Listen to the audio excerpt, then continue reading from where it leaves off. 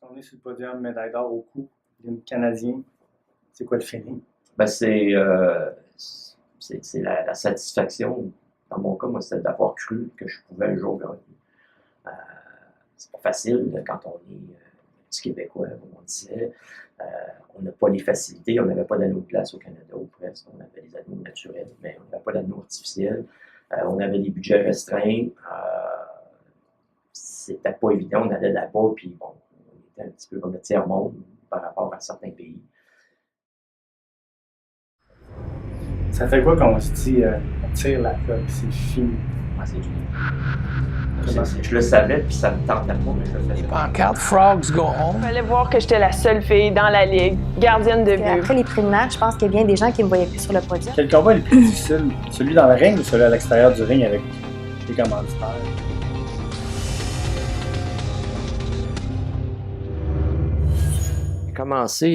J'ai commencé à jouer au hockey tard, et à 10 ans.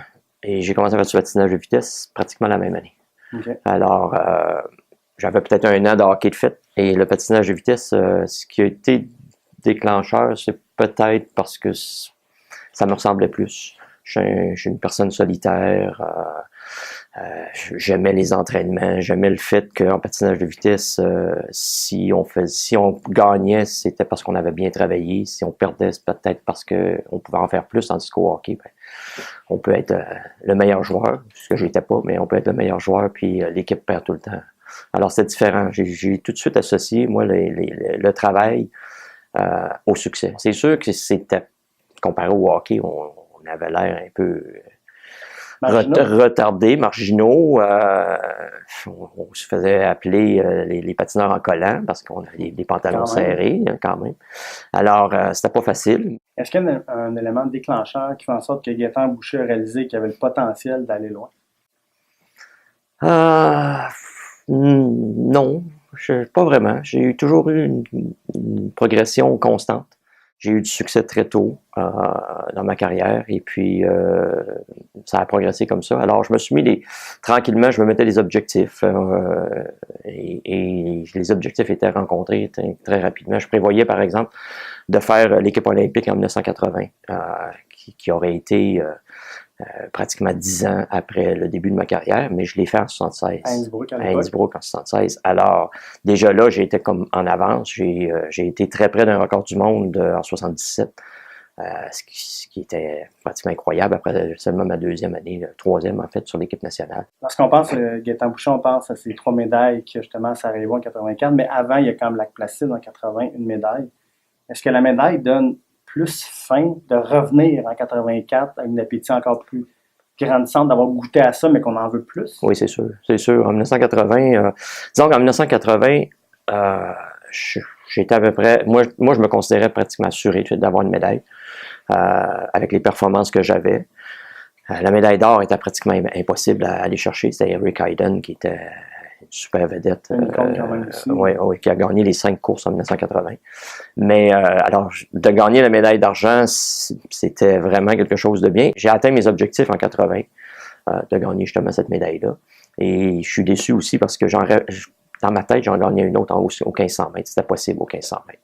Mais j'ai patiné dans les dernières paires, la pluie, il s'est mis à pleuvoir, puis la glace était vraiment... Quand on part de là, est-ce qu'on est content ou déçu finalement? Parce qu'on n'a pas eu la médaille, mais on en a eu une autre. Oui, mais j'étais content. En 1980, j'étais content. Alors, une médaille d'argent à ces Jeux-là, c'est une grande victoire. Si la même chose arrive en 84, là, c'est une déception, c'est sûr. Lorsque je suis arrivé à Sarajevo, j'avais un objectif de gagner les 2 courses. Je pensais pas perdre le 1000. Je pensais pas perdre vraiment le 1500 mètres non plus, parce que je les avais gagnés les 2 durant la saison. J'étais un des meilleurs au monde sur 500 mètres. J'étais vraiment un des meilleurs au monde. Puis, c'est drôle, je me pose encore la question, pourquoi j'ai pas visé une médaille de 500 mètres? Pourquoi j'ai pas eu... j'ai gagné une médaille de bronze. Mais pourquoi j'ai pas eu plus confiance? J'aurais peut-être pu le gagner de 500 mètres. Parce qu'on est sur le podium, médaille d'or au cou, l'hymne canadien. C'est quoi le feeling? Ben c'est la satisfaction. Dans mon cas, moi, c'était d'avoir cru que je pouvais un jour gagner. C'est pas facile quand on est petit Québécois, comme on disait. On n'a pas les facilités, on n'avait pas d'anneaux de glace au Canada ou presque. On avait des anneaux naturels, mais on n'avait pas d'anneaux artificiels. On avait des budgets restreints. C'était pas évident. On allait là-bas, puis bon, on était un petit peu comme le tiers-monde par rapport à certains pays. Et étant donné que c'est un sport physique, c'est un sport technique, puis on n'est pas vraiment défavorisé de ce côté-là si on travaille aussi fort que les autres. Est-ce que ça peut être un peu frustrant dans le sens que une athlète olympique, on va commencer à s'intéresser à lui ou à elle une fois qu'elle a gagné. Mais avant, on dirait que non. Mais dès qu'il y a une médaille, là, tout le monde se lâche. Ouais, ça peut être frustrant, mais encore là, on choisit ce qu'on fait. Alors, on le sait d'avance. Ce qui était frustrant, je peux donner un autre exemple, c'est qu'en 1980, j'ai gagné une médaille d'argent. Le Canada a gagné 2 médailles aux Olympiques en 80. Moi, j'en avais une, Steve Podborski, en ski alpin, en avait une. Lui avait une médaille de bronze, moi j'avais une médaille d'argent. Mais quand on allait dans des événements, souvent, les gens confondaient. Médaille d'argent, Steve Podborski, médaille de bronze, c'est pas ça, c'est moi qui ai la médaille d'argent, lui, elle met. Alors, déjà là, le ski était plus important pour eux que le patinage de vitesse. Alors, ça c'est frustrant un peu. Mais Calgary, au 1000 mètres, champion défendant, champion olympique en titre.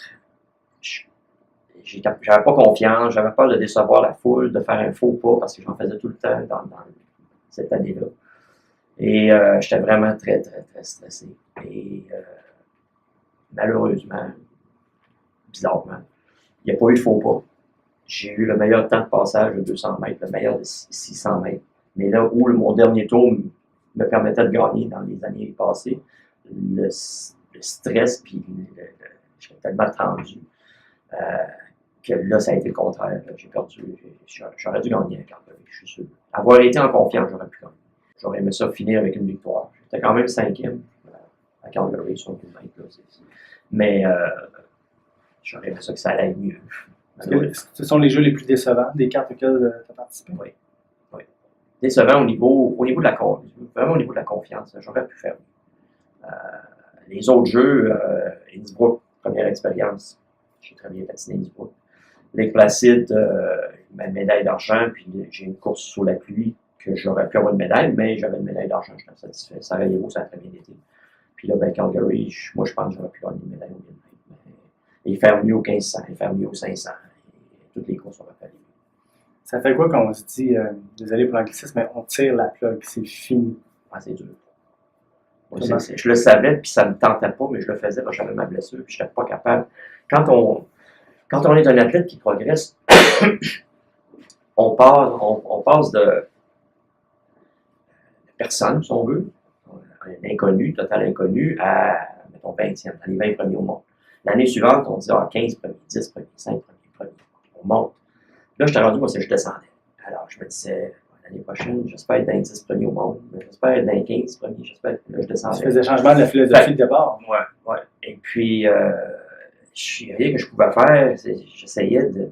J'étais pas capable, techniquement, c'était pas efficace. Alors, je savais que j'étais sur le déclin de ce côté-là. Fait que ça fait mal quand j'aurais continué à patiner. J'aurais aimé ça. Alors, j'ai eu beaucoup de difficultés à quitter la glace après le 1500 mètres. Un, parce que j'étais vidé. Et deux, parce que je voulais pas, parce que c'était ma dernière fois. J'étais sur l'anneau, puis je voulais pas m'en aller. Je voulais pas que les jeux finissent. Et tout ce qui m'a fait quitter, c'est qu'il allait avoir l'hymne national pour la remise de médaille. Je ne veux pas voir ça. Alors, j'ai quitté l'anneau, mais c'était difficile, c'était très difficile. J'ai eu une belle carrière. Très belle, Oui, j'ai eu beaucoup de plaisir. J'ai aucun regret de cette carrière-là. Merci, c'est gentil. Merci.